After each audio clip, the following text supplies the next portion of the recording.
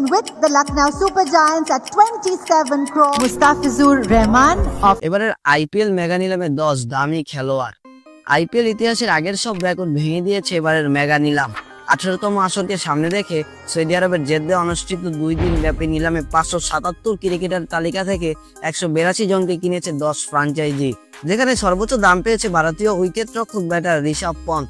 সর্বোচ্চ দামের নিরিখে সেরা 5-এ নেই কোনো বিদেশি ক্রিকেটার, তবে 10 জনের তালিকায় জায়গা করে নিয়েছে 4 জন।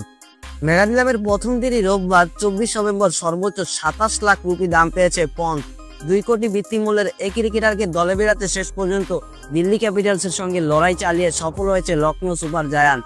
আইপিএল এর ইতিহাসে এটিই সর্বোচ্চ দামের রেকর্ড। গত বছর পর্যন্ত সর্বোচ্চ দামের রেকর্ডটি ছিল 24 কোটি 75 লাখ রুপি।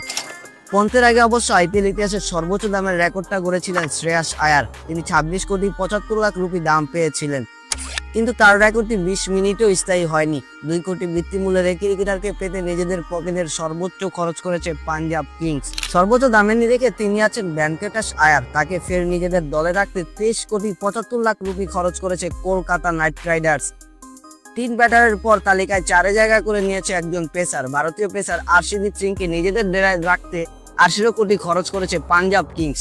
প্রীতি জিন্তার দল সমান অর্থ খরচ করেছে স্পিনার যুজবেন্দ্র চাহালের পিছনে। বিদেশিদের মধ্যে সর্বোচ্চ দাম পেয়ে তালিকায় 6-এ জায়গা করে নিয়েছে ইংলিশ উইকেটরক্ষক ব্যাটার জস বাটলার। তাকে দলে বেড়াতে 15 কোটি 75 লাখ রুপি খরচ করেছে গুজরাট টাইটান্স। সাথে আছে আরেক ভারতীয় ক্রিকেটার লখনৌ গত আসরের অধিনায়ক লোকেশ রাহুল। 14 কোটি রুপির বিনিময়ে দলে বেরিয়েছে দিল্লি ক্যাপিটালস।